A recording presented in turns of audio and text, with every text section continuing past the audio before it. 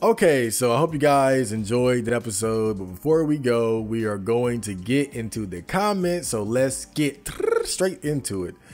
All right, so Must Know 3 says on his MGTOW Cope video, I thought it is a well established that for black pillars, even breathing oxygen is cope. Everything for them is a cope.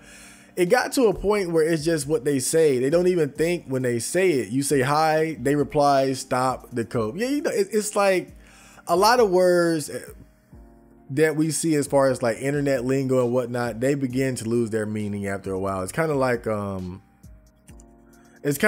cuck, right? Like people just throw cuck around so loosely, right? That's another one, right? And then cope, right? It's just cope, cuck, and beta, alpha. People just start throwing words around, but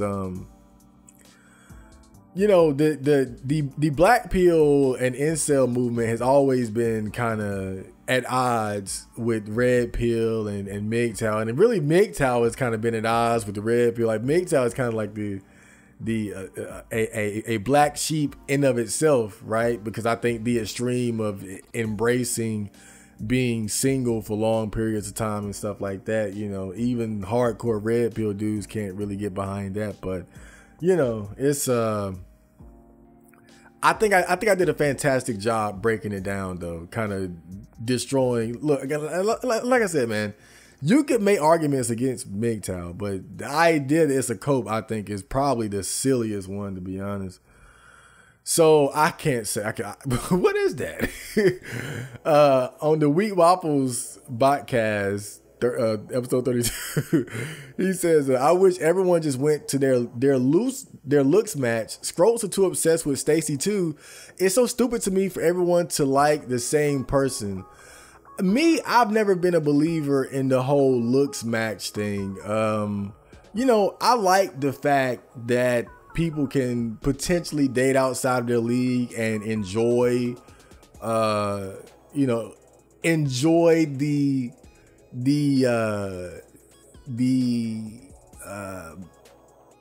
body or enjoy what it's like to have somebody that you're really attracted to, right? I think that's, to me, and it's also, it's a testament to how, you know, looks aren't completely everything. You know, sometimes a less attractive woman can get with a more attractive man. Sometimes a less attractive man can get with a more attractive woman. Now, oftentimes there tends to be a catch, like especially when we talk about men, right? Financial, maybe he got that Pete Davidson pack, right? But nah, I've never been a believer in the whole looks match thing. That it's really creepy when you think about it, right? Like, just imagine life being organized based on like the 10-point scale, like a 5 for every 5 and a 6 for every 6. Like, that's so weird. That's like some Brave New World shit. Or what's that movie where it's like, once you turn 25, like you gotta die? Like that's just too weird. And I don't know about like the whole implication of like men being obsessed with Stacy, so to speak. Now, don't get me wrong. Like, look, we love Stacy. We love bad bitches. Like, don't get it twisted. But I think that my issue whenever this topic comes up is when people try to make the comparison between men and women. It's not even close.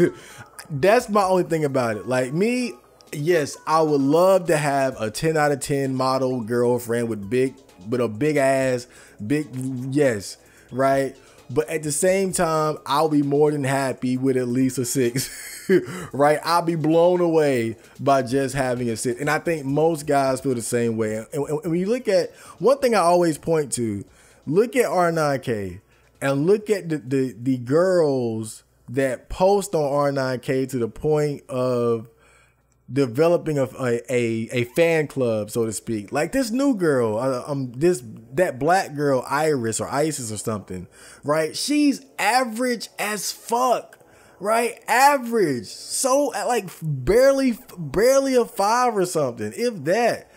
But look at how many people are like giving her attention and wanting to date her and stuff like that, right? I think that as men, we love Stacy, but we also love Hinata. I'll put it like that. We love Stacy, but we also love Hinata. We also, and if you don't know, Hinata was like the average girl in Naruto that Naruto was ignoring in favor of Sakura, who's supposed to be like the hot chick. Now, in anime land, I get it. Hinata is that because there's no way that the MC can have an ugly girlfriend, right? Or ugly wife. But as far as like how she's presented as being like homely and average compared to Sakura, right? As men, we love Sakura, but we also love Hinata. Women want Sasuke, and they want nothing to do with Naruto. At least pre Naruto becoming a fucking boss, right?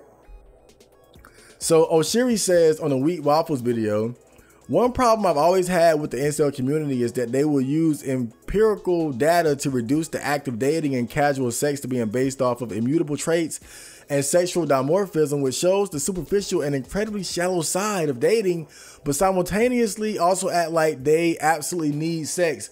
It's funny because for me, as soon as I got black pill, I could not stop thinking how superficial every relationship is. And all relationships are based off of sexual instinct rather than love that transcends looks. And you know, that is absolutely correct. Like when you look at, like when we go out, or rather when a man goes out and you're talking about like cold approaching girls or warm approaching, choosing signals, whatever, you know, the spark that makes a man approach a woman, or it makes a woman give a man choosing signals, or even approach a man is always physical, right? What that initial spark of attraction at most of the time, if not all of the time, is based in the physical. And then, you know, you go deeper into it and you start learning about things like the importance of height. You know, you start to realize that, you know, women are overlooking you because of your height. You begin to realize that women don't like guys who have small dicks. Like you could be perfect in every other way, but then you have a small penis, right? And then that's enough to just completely undermine your entire value as a man to her, right? And when you start to understand these things, it does begin to affect your view of relationships. They don't seem as like magical and divine and Disney romantic, so to speak, as they seem, you know, growing up. You know, you start to realize like one thing that I often think about, right? Like I'll go out, I'll see a couple. Now, the majority of the couples that I see, the man is taller than the woman, right? Standard stuff. But I always think like, man, it's funny that if he was shorter than her, she would have never gave him a chance. Or sometimes I'll be looking at amateur porn or something, right? And then you'll see like these amateur couples, especially like on Pornhub, right? You have a beautiful girl or cute girl, and she'll be with her, and the boyfriend would have like a big ass dick or something, right? And then I'm looking at it and I'm like, you know, it's kind of funny, like that girl probably would not be with this dude if he didn't have a big ass dick, right? Like she would have never settled for little dick. I think about shit like that, and it really, it does kind of fuck up your perception of relationships when you realize how superficial, and men, you know, men maybe to a lesser extent, right? But men too.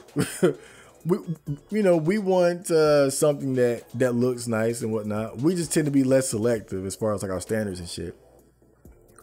But he continues, I sincerely believe platonic love is far more real than sexual love. Once the looks of both the partners fade away, the relationship dies and you have a dead marriage. Also, one of the things I really dislike about black pill YouTubers is that they would call people who are incels genetically inferior for not being able to get sex. I mean, it is just stupid to call someone genetically inferior for not being able to meet the huge dating standards that women impose on men. This selection is literally called Fisherian selection and basically confers no survival advantage and usually leads to death of the species. This can be seen with the rising heights and IQ scores lowering. And you know, I'm guilty because I've thrown around genetically inferior quite a few times, and but within the context of like female mate selection, right? You're genetically inferior as far as like what women want, right? But just because you're not attractive to women doesn't mean like you don't have value as a man, right? You could be a fantastic leader of men. You could be a fantastic soldier. You could be an extremely excellent artist. You know, you could be intelligent. You could be a programmer. You could create the next big advancement in weapons technology or something, right? So just because you're short with a little dick, it doesn't mean like you're incapable or you're literally inferior to like all other men who are taller or something like that. You know, whenever I've thrown around genetically inferior, it's always in the context of like mate selection and what women deem to be attractive and whatnot. But you know, I've always said, man, like people might wonder like how I cope with having a small dick, right? Like how do I live, right? How do I live with this thing? And it's because my self-esteem and what I deem to be my value as a man is just not wrapped up in sex, right? I can't completely detach myself from it because I have a sex drive, but as much as I possibly can, you know, I have disconnected myself from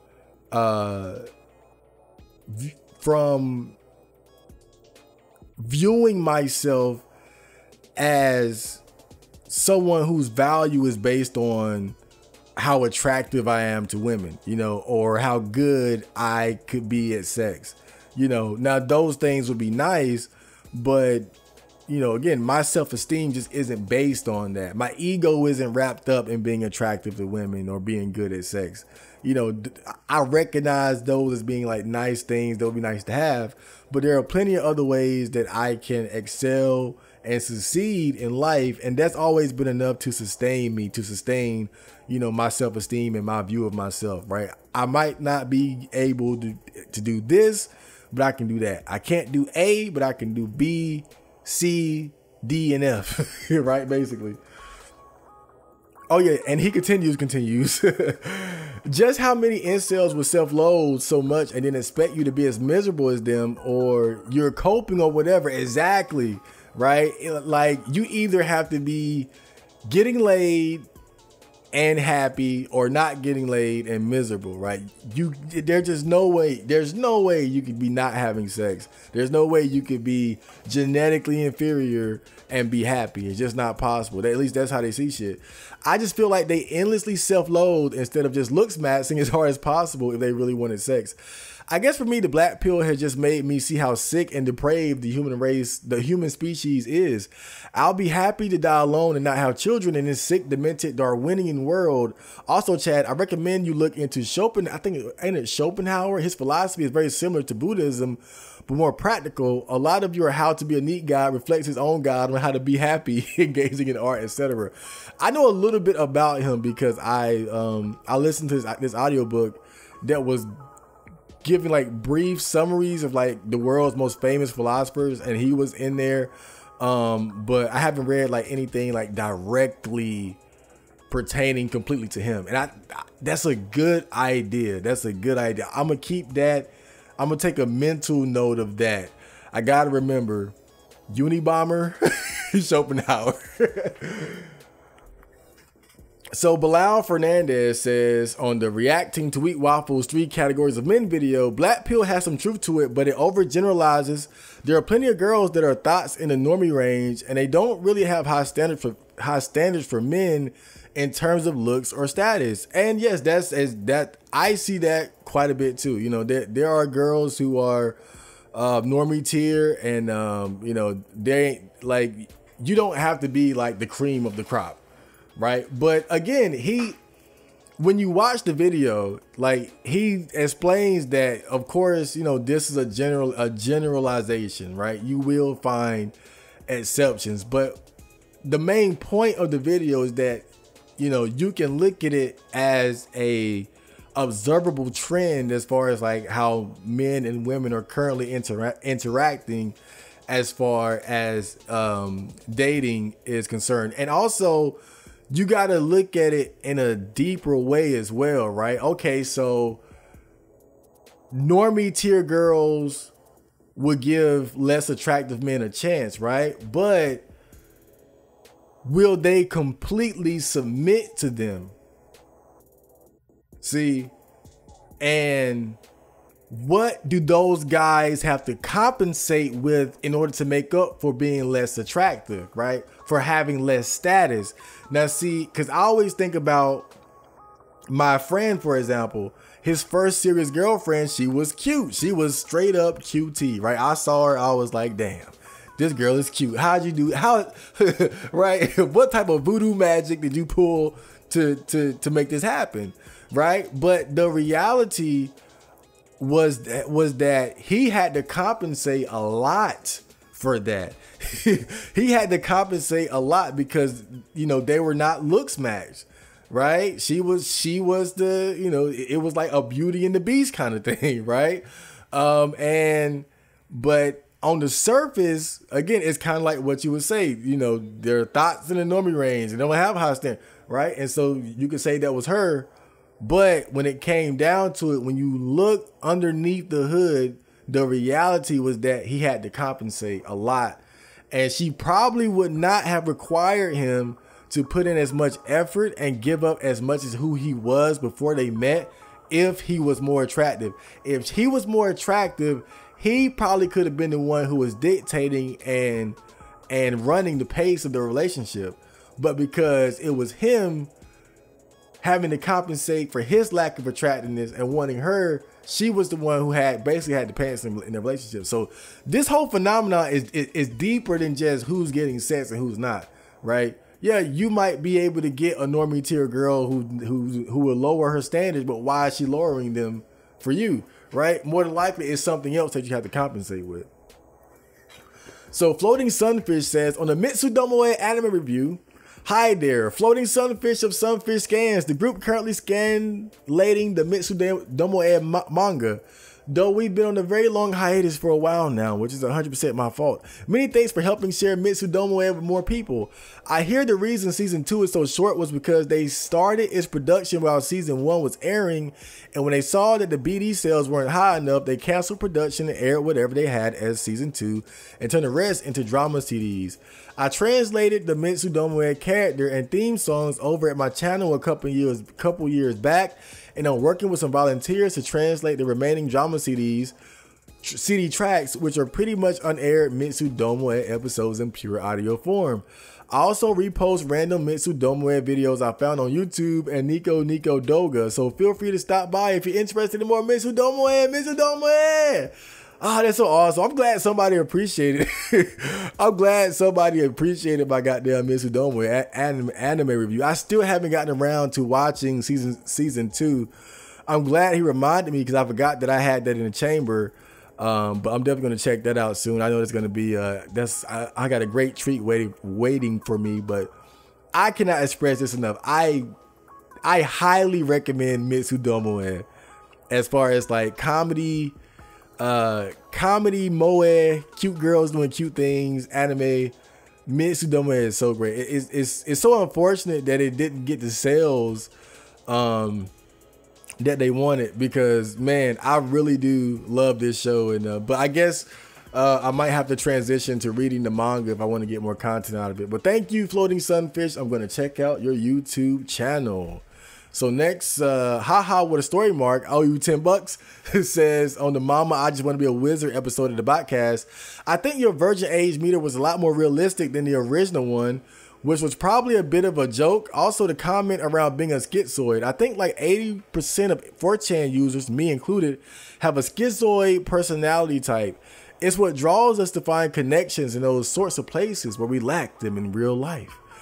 Yeah, I think the original Virgin Age meter, it you know, not to shit on the original creator, whoever he may be, because I think that it was pretty much made in jest with some realism there, but I took mine very seriously, maybe too seriously.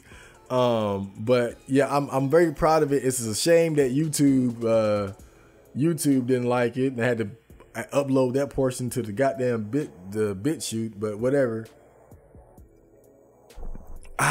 But I remember when I looked into the whole schizoid personality thing, and I was kind of scared because I was like, check, right? Because you don't want to be associated with anything like that that has skits in it, right? You don't want to be anything skits.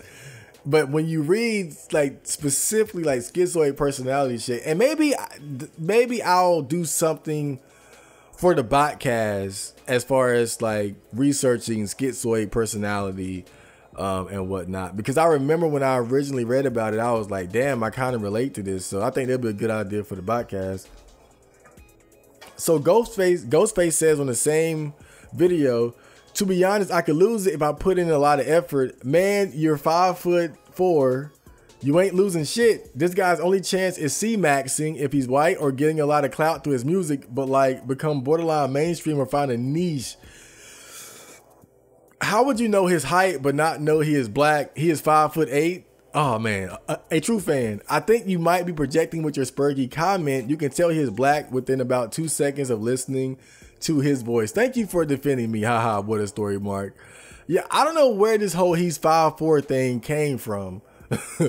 I don't know where the hell that shit came from, but yeah, it's definitely not true. I'm a whole 5'8". I'm dead average height. So DGNR8 says on the Hajime no Ippo anime review, stop reading Ippo when Ippo stopped boxing. I don't want to read about a fucking mahjong tournament or Ippo nursing to nobody's how to box. Man, I gotta say, I disagree. I love Ippo. Even with Ippo in temporary retirement, I've been enjoying it. I think they've done a good job keeping it interesting. That mahjong part was so funny. That mahjong part was so funny because what's his name? Yagi, like he's always so calm and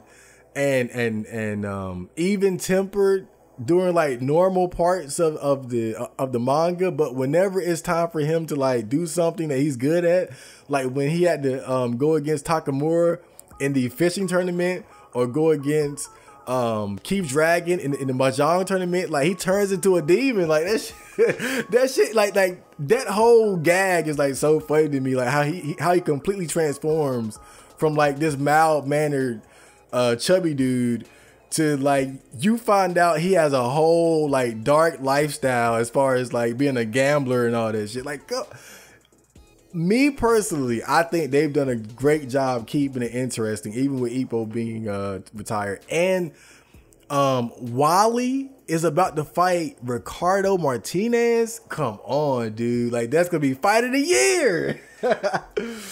So Bilal Fernandez says, let Ippo get some pussy. He is 25 now. Good review. Do a review of Cowboy Bebop. I want to know your interpretation of the anime.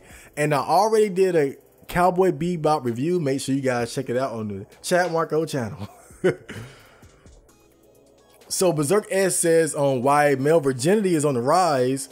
Male virginity is on the rise because women's standards on the rise. I mean, yeah, that's one aspect of it. You know, I tried to like give like all the different, because it's not just one thing. I think the female standard thing is just one particular aspect of what's going on. Because really, it's quite a few different. There's quite a few different things going on right now that I think is contributing to the rise of male virginity, and I think I did a pretty good job, you know, breaking it down in that video. But definitely female standards, man, are are, man. But I say that, but I'm not criticizing them, right? You have the right to have whatever standards that you want to, but the only thing about it is that I always say, is it sustainable? You can have whatever standards you want, but you know, every girl can't have a guy that's over 6 feet tall with a big dick and a handsome face and makes $100,000 every year. You know, everybody can have. Same way, every guy can't have a big booty, big titty, pretty face girl. You know, it's just it's not enough to go around. And you know, my only concern is the sustainability of the standards that they have, and the potential imbalance that it could create. But like I said, they have every right in the world to have whatever standards they have. I don't really give a fuck. I just comment on it, right? So Redo says, on the Way of the Samurai, recommend reading any Yukio Mishima books. I think, correct me if I'm wrong, but isn't Yukio Mishima that gay? that was he like a gay political? Like he tried to like do like some type of like political coup or something like that. I forgot exactly his story, but I just remember that he was probably gay, and he tried to stage like a coup or like a rebellion or some shit.